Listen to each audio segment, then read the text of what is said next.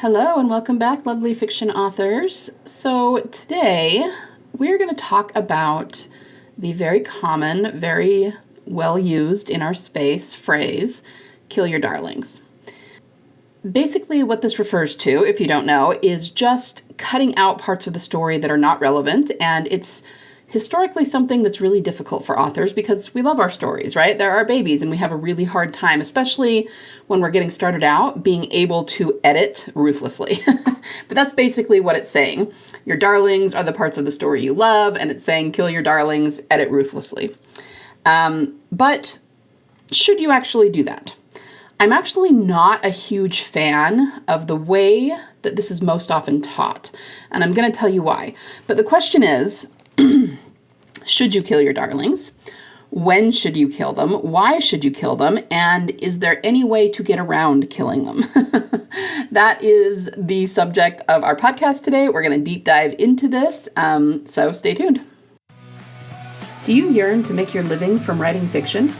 Do you struggle to finish your manuscript due to block, indecision, or lack of confidence in your story? Have you already published books that just aren't getting the sales you'd like? The truth is, the thing that really makes a difference in book sales is not currently being taught in the fiction author space. And it comes from the story level, not the marketing level. Real talk, if you don't get it right at the story level, no amount of awesome marketing is going to make your book a bestseller. Hi, I'm Liesl. I've got 20 fiction books, 4 genres, the USA Today bestseller accolade, and multiple award wins under my belt. So, obviously I've been around the block a few times. I have a lot of readers that follow me from genre to genre, even though conventional wisdom says that's rare. Why? Because my readers know that I know how to tell a story that's going to make them feel something.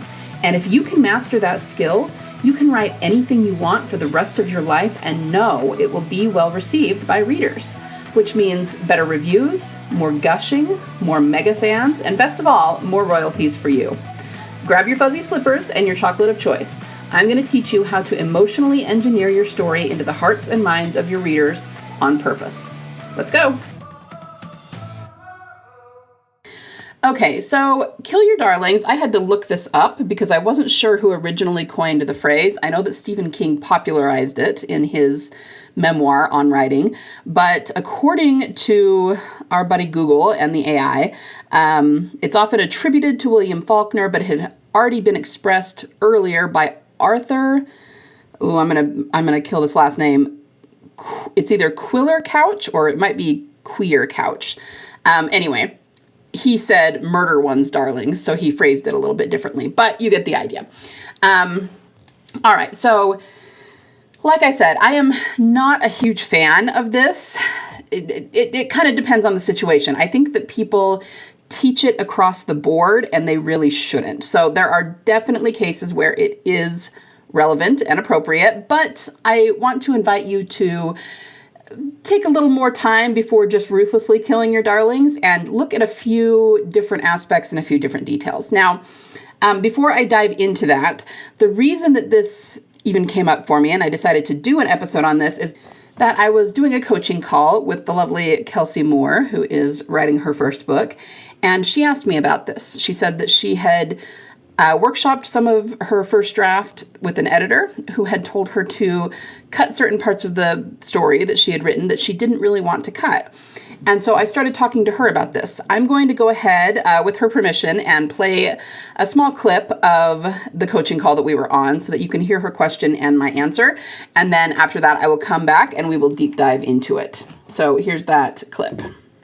And it's interesting because sometimes it's like the editor feedback where she'll be like, I mean, I know everybody talks about like the sloggy middle or whatever and stuff. And she's like, this is slow. You could even cut this. And everyone talks about killing their darlings and whatever the phrase is and stuff. And so some of that, I wonder, I'm like, am I just attached to it because it's one of my darlings? Or is it like a different opinion, a different perspective?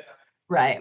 And some of that's tricky because I'm the stuff in the books that I read that I love the most, that I savor, that like, I think is what makes it memorable and makes me want to read it again is like the cute gooey middle where it's not the it's like the descriptions of the place and it's like you just getting to live and exist in the world in between the big scary things happening. Like those are the moments that I cherish. And so I can't tell yet. It's like, is that just perspective, like different readership, or is it like, no, I need to just cut it? And I don't know. So, okay, so here's what I would recommend for that. The first thing always is going to be relevancy. If it's relevant to the story, especially to the theme, the ending, the climactic moment where you're going with it, then always keep it. I understand you're talking about descriptions, which may not specifically play into the plot, but if living in the world and understanding the world of the story is important, then keep it. Now, it could be that, one of two things, well, except it kind of comes down to the same thing. Of course, you're always going to have some people that just don't resonate with your writing, and that's normal. But what I find is that if somebody thinks that it's slow and could be cut, they're not having enough of an emotional reaction to it. So I'm not actually a huge fan of killing your darlings unless it's something that is completely irrelevant to the story. And then it's like, okay, yeah, you were just off on a tangent having fun, but if it has no bearing on the story, then get rid of it. But if you had an emotional reaction to something, this is what I always tell my students. If you have an emotional reaction to something so much that you want it in your story, there's a reason for that. So you need to connect it, be intentional about connecting it more deeply to your story so that you can make it relevant, even if it's not yet. You know what I mean? I see what you mean. Yeah. And then the other thing is you might just need to describe it a little bit better so that they are having an emotional reaction to it. It could be that you just haven't quite hit on the right words yet to make them be invested in it, but you can fix that too. So I would just always ask, is it relevant? If it is, then find a way to keep it, either make it relevant or put more emotion into your description so that people are feeling the warm fuzzies about it the same way that you are. Yeah. Oh, that makes so much sense. Thank you. That was very clarifying. That's really helpful.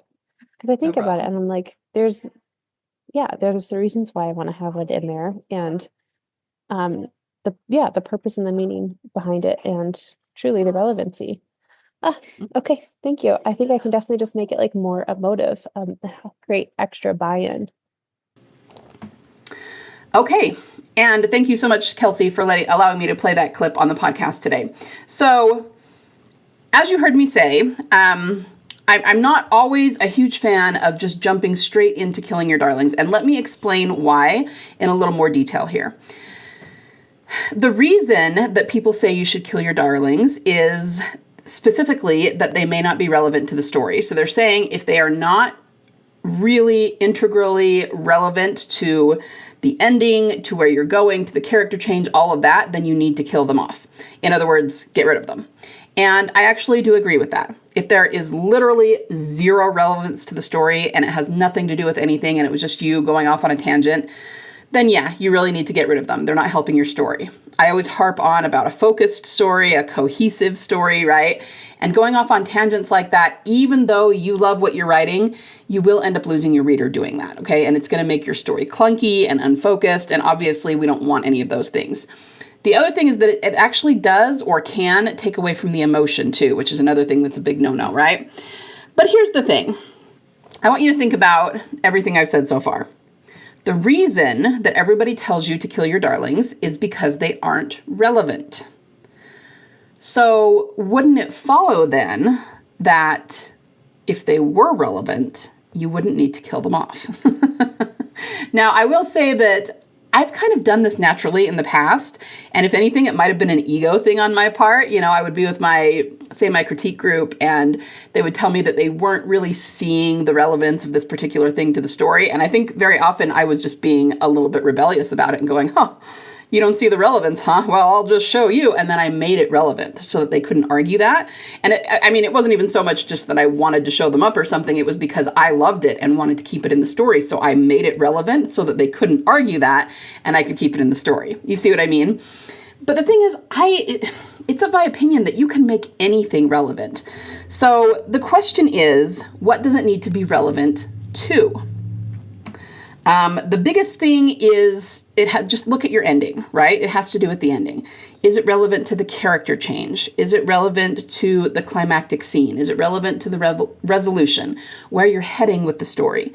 Could you tie it into your theme? That's another big one. If you can tie it into the theme, probably nobody's going to really question why it's there. All right.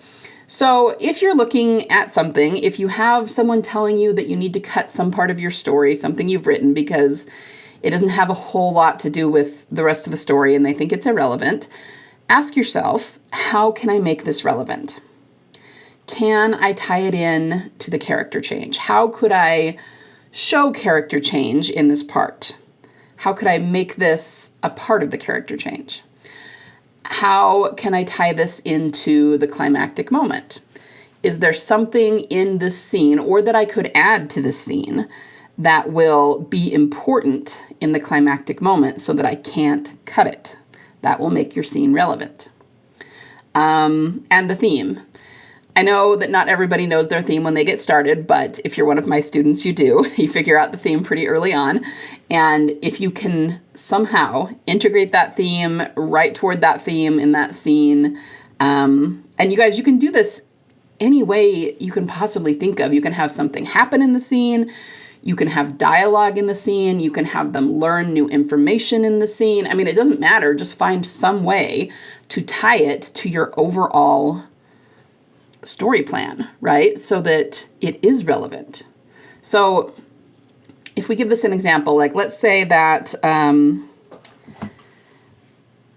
you're writing a scene that's just kind of fun and cute between characters and, you know, as it stands, it doesn't have a whole lot to do with where you're going with the story, but you like it because it's heartwarming and it's like two characters getting to know one another. Well, I would argue, first of all, if the two characters getting to know one another is integral to the story, if their friendship is something that the story turns on or pivots on, then it's already relevant. You probably don't need to do much with it. But if not, if this is just kind of a side tangent, and the friendship isn't going to be terribly relevant to the story, but you still really love the scene, okay, well then when these two characters are together and they're bonding, can they learn some information that's going to be important? Can something happen that's going to push the main character into a decision that's eventually going to lead to what happens in the climactic moment? Can you look at your theme and say, how can I integrate the theme into what's going on here so that the scene is somehow symbolically illustrative of the theme? You see what I mean? If you can do that, if you really can't think of any way to do it and it's completely impossible, then yeah, you're going to have to cut it because it's weighing your story down and making it clunky. But the instant you make it relevant, it's not doing that anymore. Okay, so my point is you have every power and control over your story, over what goes in, obviously over what you take out, but it's not just a matter of if it's irrelevant, there's nothing I can do, I have to cut it. Okay, and that's what I mean when I say I don't necessarily agree with how Kill Your Darlings is often taught, because that's generally what people say and how they teach it. They just want you to be really ruthless in your editing. And, you know, so it's like said with an exclamation point, kill your darlings, just do it. And in terms of relevancy, again, I don't disagree if it's absolutely irrelevant, but this does not take into account your own creativity within your story. It does not take into account that you know your story, your characters, your theme, and where everything's going better than anyone else does. So you have the power to, I mean, imagine all of those things, your theme and your end game for the story being like little vines, and they weave in and out of the scenes, tying everything all together. All you got to do is make a little offshoot of that vine to weave through this extra scene that they want you to cut and pull it into the main story. And then it's not irrelevant anymore and you don't have to kill it off. Okay? Now, the other thing that could possibly be a problem that you heard me and Kelsey talk about is that maybe, I mean, very often you'll have a scene that it won't show its relevance right away. So, you know, we do that in my group sometimes. Like if somebody says, we're not really sure where this is going, we'll say, okay, give me 1 or 2 more chapters, you will see it is relevant. And usually we trust each other pretty well. Oh, okay, yeah, we'll just wait and we'll see and we'll come back to it, because sometimes we're in the middle of unfolding a story and we only go a chapter at a time in our critique group. So we give each other some grace for that. And then once we do see how it's relevant, then we can go back and say, okay, you might want to throw this in earlier on so that it's more obvious to the reader, that sort of thing. So if you have a scene that is going to become relevant, but as the reader or the editor is reading it, they're just not really feeling what the relevance is yet, a big part of the problem, I promise you, is that they are not having a very big emotional reaction to the scene. You got to understand, I harp on this all the time, you've heard me say it a million times, emotion is what draws the reader in. It's why they're there to read. So even, this is probably neither here nor there and not the best thing for me to say, but I would almost suggest that even if it's not relevant to the story, if it's emotional enough, it's not going to matter. It does matter. Like I said, that's probably not the best thing for me, a story coach, to say, because obviously it does matter overall to the story structure. But if you can get the reader to have an emotional reaction to something, they're not going to be asking about relevance. They're not going to care because they had an emotional reaction to that scene, right? So you could throw like a little kid into the scene that isn't really relevant to the rest of the story, but if he is just so dang cute and the way he interacts with your characters is just so adorable and heartwarming, no one's going to be asking you to cut this kid out of the book, right? Because it's just cute and they're having an emotional reaction to it. You see what I mean? So my point is, maybe this is a problem with your writing. And even though I know that can be frustrating and nobody wants to hear that, the good thing about it, the positive thing about it, is that it's very fixable. All right. So maybe you are not making that scene emotional enough, right? Maybe you need more emotional sentences. Maybe you need more descriptors. Maybe you need more reader triggers in that scene, okay, to make someone really read it and have an emotional reaction to it. Because on the flip side, think of it this way. You may have a scene that is just all kinds of relevant to your plot and to your character change and where it's going, and you cannot take that scene out of the book because that's the whole crux of everything, and the whole book hinges on that scene. But you can still write it in a way that's boring, right? And that the reader, you're losing your reader because it's not well written. Okay, so it goes both ways. You may also have a scene that is so well written that everybody has an emotional reaction to it, but in the end, it's not terribly relevant. You see what I mean? So you need to check on both things. You need to check to see if whoever it is, your editor or your beta readers or your critique group, whoever, if they're asking you to cut something, number one, ask if it's relevant. And if not, how can you make it relevant? Okay, if you say, no, it is already relevant, I've already got information in there, I cannot take out the scene, then you need to ask why they're not liking it. What could you do to make them have a heavier emotional reaction to it? Do you need the plots to be, or the plot events to be a little more triggering? Can you write it with more emotion in the sentences using more emotional words and phrases? Do you just need to give them more of the character's thoughts and feelings and motivations? Can you put some physical sensations into your description so that they are experiencing the scene with all 5 senses? All of these things will make it more emotional and more fun to read, and then they're less likely to tell you it's a little blah and you need to cut it. See what I mean? So here's what you need to do. I'll give you the full sequence here. If someone is asking you to kill your darlings and you really, really, really want to keep them, first, number one, ask, is it relevant? And be really honest with yourself. You need to consider whether this is leading to the climactic moment, the character change, and whether it's relevant to your theme. And by relevant, is there something in that scene that illustrates one of those or leads to them directly, or that you cannot do without in your story? Okay, as long as there's something like that, then it is relevant. If there's not, then the next step, step number 2, can you make it relevant? Can you put something in there? Big or small, it doesn't have to be rewrite the whole scene. Put something in there to make it relevant. If you can do that, then you're good. You're golden. Okay, and after that, or assuming that it is already relevant, then maybe the problem is that you are not creating an emotional enough scene and your writing is not emotional enough. So, can you put more thoughts, feelings, and motivations in it? Can you write more emotional sentences with emotionally charged words and phrases?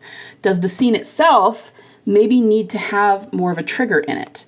And what I mean by that is, if there's not much happening in the scene, if you just like the descriptions and to be able to show off your world building a little bit or something like that, okay, maybe something needs to happen in the scene. So the scene turns, so that they get new information, so that a new relationship is established, so that, these are what reader triggers are. They really pull the reader into the scene based on what's happening there. And usually they're based really, really heavily on emotion. So put something like that into your scene. And immediately, if it becomes emotional enough, I mean, you can't really entirely gauge the relevance of a scene until you've read the whole book and you know where it's going.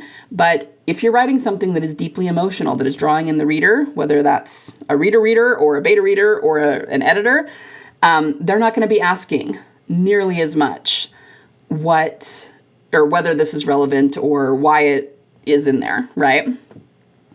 And here I'm going to give you one more bonus tip before we quit for today. You can always try to do some foreshadowing. Put just a little bit of mystery or a little bit of intrigue in it.